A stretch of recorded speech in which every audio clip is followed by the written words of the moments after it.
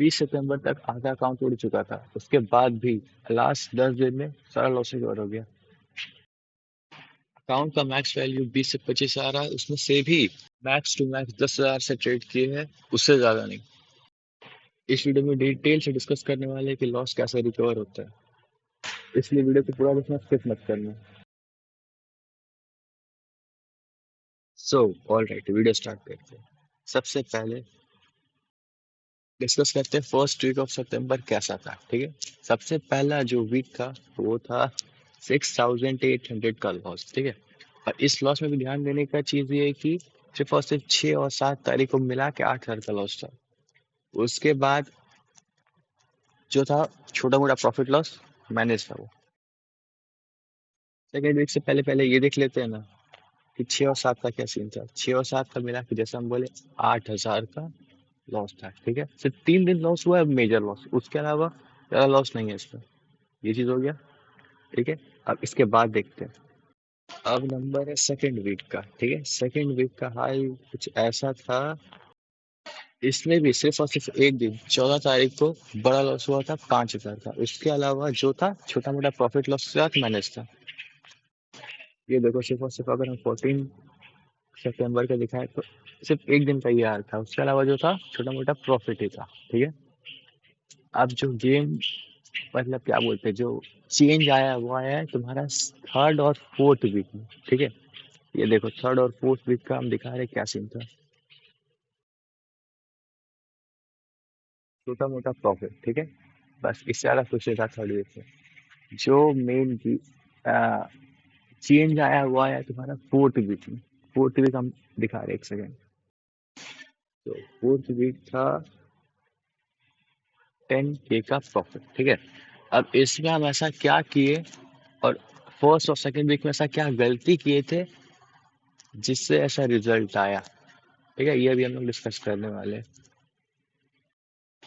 और इसमें भी नोट करने वाला बात ये है कि इसमें भी सिर्फ एक दिन 28 को 6,000 के अप्रॉक्स का प्रॉफिट था। सिर्फ एक दिन, मतलब मेजोरिटी ऑफ द प्रॉफिट और लॉस सिर्फ और सिर्फ एक सिंगल डे में ही होता है।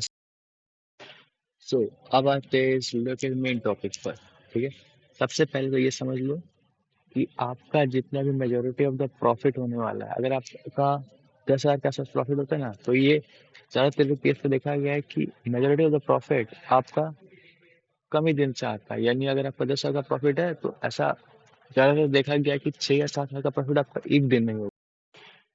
तो इसका सोल्यूशन ये है कि जब भी लॉस हो रहा हो तो 1 या 2 ट्रेड के बाद बंद कर दो, और जब प्रॉफिट हो रहा हो तो ज्यादा ट्रेड किया करो। ज्यादा मतलब 3 या 4 ट्रेड लिया करो, भले कम ही रिस्क के साथ लेना, लेकिन वहाँ पे नंबर ऑफ ट्रेड्स या साइज के साथ प्ले करना है। जिससे क्या होगा ना कि आपका प्रॉफिट वाला दिन और लॉस वाला दिन उसके बीच में एक जो डिफरेंस होता है ना, वही आपका प्रॉफिट होता है। ये हम बार बार बोल रहे हैं। इसी से आपका मंथ का जो एंड होता है वो डिसाइड होता है।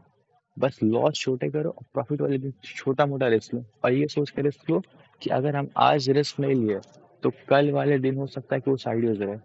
इसलिए जब पैसा बन जाए थोड़ा मोड़ा तो उसको रिस्क लेके और ट्रेड किया करो। इससे ये होगा कि आपके प्रॉफिट वाले दिन में जो पैसा बनता है वो थोड़ा ज्यादा रहेगा, और कुछ कुछ केस में मतलब जिन ऐसा रहेगा उस दिन आप थोड़ा कम प्रॉफिट में क्लोज करोगे। ठीक है, बट इससे जो डिफरेंस क्रिएट करना था वो डिफरेंस क्रिएट आप कर पाओगे। और अभी हम अपने रिपोर्ट वाले पेज में लेके जाएंगे फायर्स पे, जिसमें आपको और क्लियरली दिखेगा कि हम बोलना क्या चाह रहे हैं।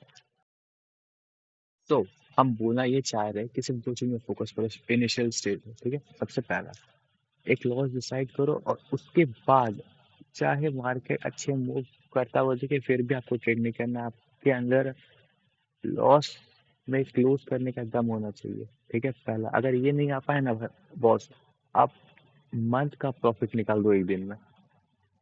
इसलिए सबसे पहला और सबसे जरूरी चीज ये है कि आपको क्लोज कर देना है। आपका अगर लॉस लिमिट हिट हो जाएगा तो ठीक है, पहला चीज। दूसरा, जो प्रॉफिट वाले दिन होते हैं जिसमें आपका प्रॉफिट होता है, तो उस दिन आपको थोड़े मोड़े एक आध एक्स्ट्रा ट्रेड लेना है। या तो आप साइज में खेलो, या तो आप साइज मतलब 1:2 1:3 में खेलो, या तो आप एक्यूरेसी में खेलो। 1:1 ही लो, एक्यूरेसी मतलब 1:1 ही लो, बट उसमें क्वांटिटी कम करना और उसका टारगेट हिट करने का प्रोबेबिलिटी ज्यादा होना चाहिए। सिंपल।